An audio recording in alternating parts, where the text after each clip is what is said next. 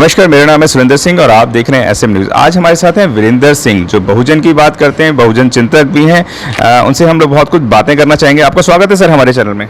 जी, बहुत बहुत धन्यवाद आपका। जी सिंह साहब, अधिकांश आप बहन जी की बात करते हैं, बहन जी की मूवमेंट की बात करते हैं, तो बहन जी के बारे में मैं एक सबसे पहली बात जानना चाहूँगा कि क्यों कहा जाता है बसपा सुप्रीमो बहन कुमारी मायावती को बहुजन शेरनी? पहले तो आप वो बताएं। हाँ, बहुजन शेरनी, बहुत बढ़िया आपने बात पूछी। जी। बहुजन शेरनी इसलिए कहा जाता है क्योंकि उन्होंने बहुत सारे ऐसे काम किए हैं कि जिनको आयरन लेडी भी कहा जाता है। आयरन लेडी और बहुजन शेरनी, और उसका सबसे बढ़िया एग्जाम्पल अगर मैं बताना चाहूँ आपको, तो उत्तर प्रदेश में जब सरकार बनी तो राजा भैया, जिसको कहते हैं, जिसकी पैरेलल सरकार चलती थी उत्तर प्रदेश में, उसकी अपनी सरकार चलती थी। तो जब राजा भैया ने गड़बड़ की तो राजा भैया को, उसके बाप को, उसके सारे खानदान को जेल के अंदर ठूस दिया था रासुका लगा करके, और कई महीनों तक उनकी जमानत नहीं हुई थी। तो लोग कहते थे अगर ये तो बहुत खतरनाक है, ऐसे बहन जी ने गलत काम कर दिया, ये तो पता नहीं क्या करेगा। बहन जी नहीं घबराई। दूसरा एक और एग्जाम्पल है, मुख्तार अंसार करके, एक मुख्तार अंसार, वो भी माफिया है उत्तर प्रदेश में। वो बहुजन समाज पार्टी में ज्वाइन किया था। उन्होंने कुछ गड़बड़ किया तो भरी मीटिंग में, पूरे उत्तर प्रदेश की मीटिंग में धक्के मार के उनको बाहर निकाल दिया था, पार्टी से निकाल के, और धक्के मार के। तब भी लोगों ने कहा था कि अरे ये तो बहन जी ने गड़बड़ किया, ये तो माफिया है, पता नहीं कुछ कर देगा। लेकिन बहन जी तनिक भी नहीं घबराई, न उसको निकालते में घबराई, न राजा भैया को जेल में डालने से घबराई, और न बाद में घबराई। और उसके बाद एक और एग्जाम्पल बताता हूँ कि जब उत्तर प्रदेश में बीजेपी के समर्थन से सरकार चल रही थी, तो इन्होंने ताज कॉरिडोर का फर्जी मामला बीजेपी की गवर्नमेंट ने बना करके मायावती को फंसाना चाहा, डराना चाहा, लेकिन मायावती पे सीबीआई की रेड करवाई, ये भी करवाया, सब कुछ करवा दिया, जेल जाने के लिए तैयार, लेकिन बिल्कुल भी उन्होंने सरेंडर नहीं की, घबराई नहीं, मनोबल नीचा नहीं होने दिया। तो इसलिए वो शेरनी है और आज भी शेरनी है।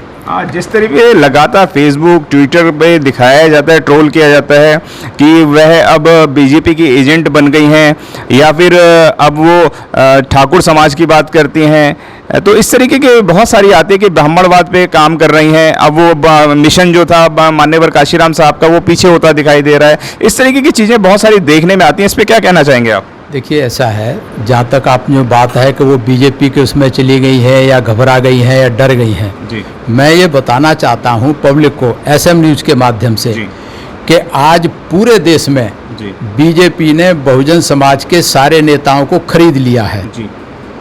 केवल और केवल एक बहन कुमारी मायावती हैं जिसको वो आज तक खरीद नहीं सके।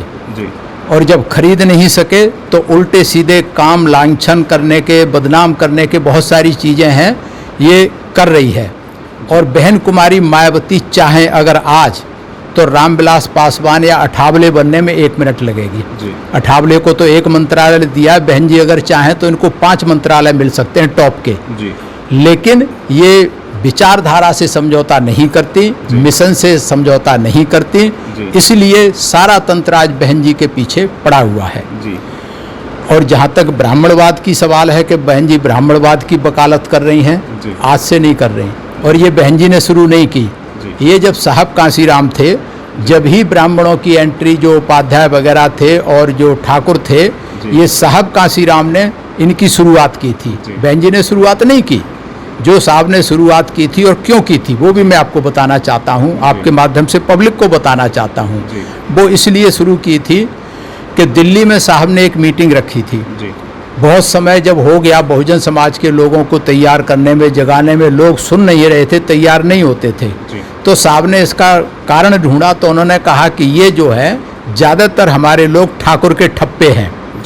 ठाकुर के ठप्पे का मतलब कि जहाँ ठाकुर साहब चाहेंगे वहीं वोट डालेंगे, या ब्राह्मण के ठप्पे। तो साहब कांसीराम ने सोचा कि जब ये नहीं जुड़ रहे तो जिनके ठप्पे हैं उन्हीं को जोड़ा जाए। इसीलिए साहब कांसीराम ने मीटिंग की थी दिल्ली में, और उस मीटिंग में मैं भी मौजूद था। मैं किसी की सुनी हुई बात नहीं कह रहा हूँ, मैं भी उस मीटिंग में मौजूद था। तब साहब ने कहा था कि जो ठाकुर के ठप्पे हैं, कि अगर हम एक ठाकुर को पार्टी से जोड़ेंगे, एक पंडित को पार्टी से जोड़ेंगे, तो कम से कम 1000 या 2000, 5000 बहुजन समाज के लोग उसके माध्यम से जुड़ेंगे पार्टी में। लेकिन साथ में ये भी कहते थे कि ये भी इंश्योर करते थे कि हमें ये भी ध्यान रखना है कि जब वो पार्टी छोड़े ठाकुर या पंडित तो अकेला जाए, जी। उसके साथ जो आए थे वो कहीं नहीं जाएंगे, और ऐसा हुआ। जी। तो ये सब बहन जी ने शुरू किए थे। अभी की बात बता दूं, पिछले मेरे ख्याल से 10-15 दिन पहले अखबार में निकाला कि बहन जी अब ब्राह्मणों की तरफ झुक गई हैं, बहन जी ने भाईचारा कमेटी बनाई है, ब्राह्मणों को तवज्जो दे रही हैं। ये आज की बात नहीं है। जी। मैं पिछले 30 साल से बहुजन समाज पार्टी में काम कर रहा हूँ, वामसेफ में काम कर रहा हूँ। ये भाईचारा कमेटी हमेशा बनती रही हैं, और हर जाति के ब्राह्मणों की भी बनती हैं, ठाकुरों की भी बनती हैं, हर जाति के हिसाब से भाईचारा कमेटी बनती रही है। ये कोई नया शुरू नहीं किया, लेकिन मीडिया इस तरीके से दिखा रहा है कि ये काम अब शुरू किया है। अच्छा, हर एक पार्टी इस तरीके के कार्य करती है, लेकिन बसपा का हाईलाइट क्यों हो जाता है कि वो ब्राह्मणों की वोट करे? क्या ये सिर्फ दलितों की पार्टी है, शूद्रों की पार्टी है, वह बताएं जरा। यस, ये भी एक कारण है जी।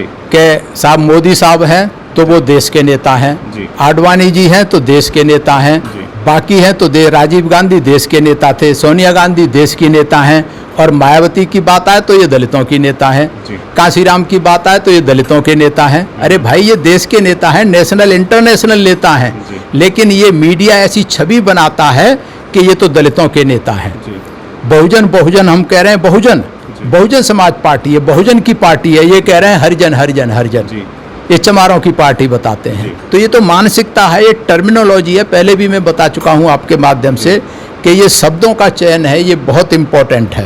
जब तक बसपा सुप्रीमो बहन कुमारी मायावती सत्ता में आई, ताकत में आई, कभी भी उनका विरोध ब्राह्मणों ने नहीं करा। इसका क्या कारण रहा? जबकि आज भी जो उनके स्टेटमेंट्स आते हैं वो कहते हैं कि बड़ी उत्तम सरकार रही थी बसपा सुप्रीमो। तो क्या दलित विरोधी सरकार है? क्या है ये मतलब बसपा की? देखिए, ऐसा है, और बताया जाता है, ऐसा है, ब्राह्मण जो है शुरू से हम कहेंगे समझदार, जी, चालाक तो नहीं कहेंगे, समझदार रहा है, समझदार रहेगा। जी।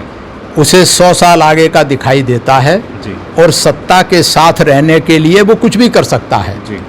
वो चमारी के भी पांव छू लेगा, वो यादव के भी पांव छू लेगा, वो किसी हद तक जा सकता है, उसे कोई आपत्ति नहीं है। जी। अगर आपत्ति है तो बाकी लोगों को। जी। और ये पैदा किया जाता है कि वो ब्राह्मणों की गोद में बैठ के ये सिर्फ जो हमारे दलित वोटर हैं, जो बहुजन वोटर हैं, उनको गुमराह करने के लिए ये सब कहा जा रहा है कि मायावती तो ब्राह्मणीवादी विचारधारा के साथ चली गई है। और जहाँ तक विचारधारा की मैं बताऊं बात, तो दो चीज़ें होती हैं, एक होती है नीति और एक होती है राजनीति।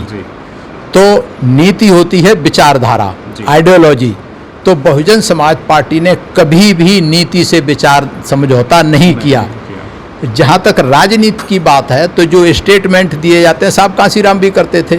साहब कांशीराम कहते थे कि हम तो मौका परस्त हैं, कि कहीं बीजेपी से गठबंधन कर लेते हैं, कहीं कांग्रेस से गठबंधन कर लेते हैं, बहुजन समाज का जहाँ फायदा होगा वहाँ करेंगे। तो राजनीति में जो स्टेटमेंट जैसे बहन जी ने भी दिया, परशुराम पे दिया, तो ये राजनीति का स्टेटमेंट है, ये नीति से कोई समझौता नहीं है।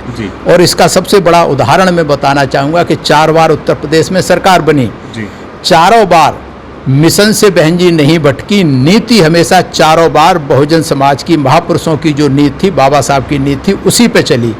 तो इसलिए नीति अपनी जगह अलग है, राजनीति अपनी जगह अलग है, इसमें कंफ्यूज ना हो। सिंह साहब, अभी इतना विरोधाभास के बावजूद भी गुजरात के अंदर अभी 10 दिन पहले ही चुनाव हुए थे, प्रधान वगैरह के थे वो चुनाव, उसके अंदर भी 2 सीट बसपा की निकल कर आई हैं। तो क्या ग्राउंड लेवल पे लोग जिस हिसाब से बताते हैं कम है, ज़्यादा है, वे जीत किस हिसाब से है, वह बताएं। देखिए, ऐसा है, शायद लोगों को पता नहीं है, बाकी लोगों को, लेकिन मैं जानता हूं बहुजन समाज पार्टी का काम 365 मल्टीप्लाई बाई 5 मल्टीप्लाई बाई 10 हमेशा चलता रहता है। संगठन के लोगों को हमेशा टारगेट दिए रहते हैं कि आपने इतना काम 1 महीने में करना है। चुनाव आते रहेंगे, जाते रहेंगे, लेकिन बहुजन समाज पार्टी का काम कभी ख़त्म नहीं होता। मेरा 30 साल का इस बात में अनुभव है आज तक का, कि हमेशा काम पहले से तैयार होता है। जो बहन जी ने एक काम दिया, हम ख़त्म होकर सोचते हैं कि अब तो हम रिलैक्स करेंगे, पता लगा दूसरी मीटिंग में फिर दूसरे उससे ज़्यादा काम दे दिया। तो कभी काम ख़त्म नहीं होता, हमेशा तैयारी चलती रहती है। इसलिए ये लोग चौंकते हैं, कभी ये काम तो किया नहीं, कैसे सीट आ गई। आप थे हमारे साथ वीरेंद्र सिंह जी, जिन्होंने बताया कि जो बसपा सुप्रीमो वो एक पार्टी नहीं है, एक संगठन है, एक मिशन है, एक मूवमेंट है, इस पे बहुजन समाज के लोगों को लगातार कार्य करता रहना चाहिए। धन्यवाद जो आपने इतनी महत्वपूर्ण चर्चा पे हमारे साथ बात की। आपका भी बहुत बहुत धन्यवाद, सभी को, दर्शकों को मेरा धन्यवाद। अगर आपने अभी तक हमारा चैनल सब्सक्राइब नहीं किया है तो सब्सक्राइब करें और घंटी का बटन बिल्कुल भी दबाना ना भूलें ताकि सभी लेटेस्ट खबरें पहुंच सकें आप पे सबसे पहले।